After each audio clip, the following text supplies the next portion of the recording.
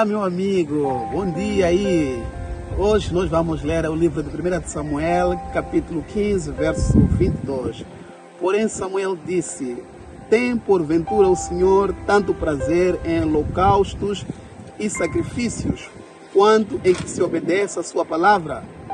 Eis que o obedecer é melhor do que sacrificar, e o atender melhor do que a gordura de carneiros. Nosso personagem de hoje é Saul, de rei para um feiticeiro.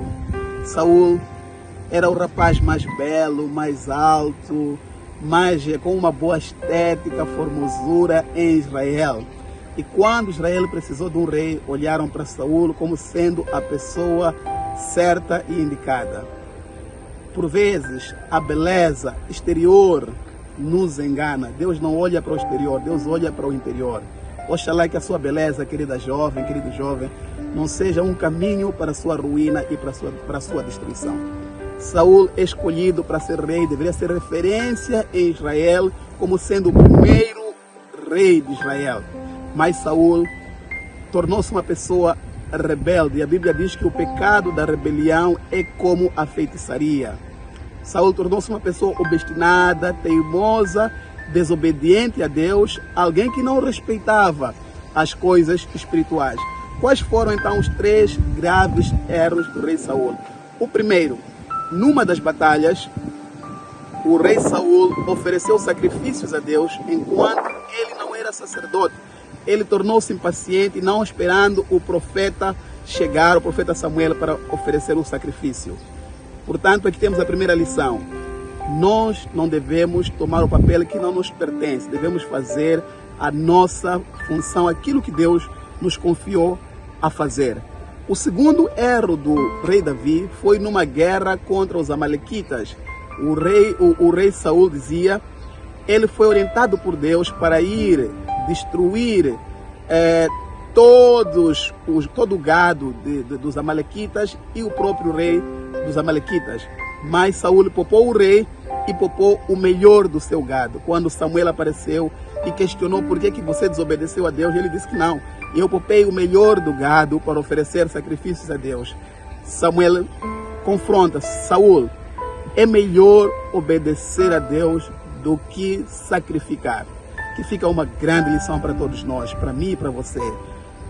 Como filhos e filhas de Deus, a obediência é o melhor caminho. Não precisamos de justificar os nossos erros, a nossa falta de caráter. Nós precisamos de assumir que falhamos, que erramos, pedir perdão e procurar recomeçar fazendo as coisas como elas são. Deus pede que a sua vontade seja feita e que a gente não justifique, não procure adaptar as coisas a nosso belo favor. Quantas não são as pessoas que procuram adaptar a verdade do sábado a seu favor, a verdade sobre o casamento, a verdade sobre os dízimos ao seu belo favor, enquanto a palavra de Deus é clara em relação a esses e outros assuntos. Deus é simples em sua palavra, nós é que muitas das vezes complicamos ela. O terceiro erro, portanto, do rei Saul, ele, em dado momento da sua história, quando morreu o profeta Samuel, a quem ele consultava, seu conselheiro, ele foi consultar uma feiticeira em Edom. Ali o Espírito de Deus se retirou de Saul, aquele que seria o mais belo, o famoso, o rei, mas agora o Espírito de Deus se retirou porque ele foi em busca da feiticeira. Um grande conselho fica aqui hoje. Se você se mergulhou no caminho da feitiçaria, por favor, hoje é o dia de deixar e abandonar esse caminho. Saul, entrando na feitiçaria, entrou numa profunda loucura, enlouqueceu, perseguiu Davi, tentou matou os profetas de Deus, perdeu o total controle porque o Espírito de Deus se retirou dele. A feitiçaria é um caminho que nos leva à loucura, ao curandeirismo, à magia, essas coisas todas obscuras. Quando nós precisarmos de segurança, vamos a Deus por meio da oração e da sua palavra. Quando precisarmos de trabalho, de negócio, precisarmos de um casamento, não precisamos de arranjar um casamento, um rapaz, uma rapariga com base na feitiçaria ou no curandeirismo.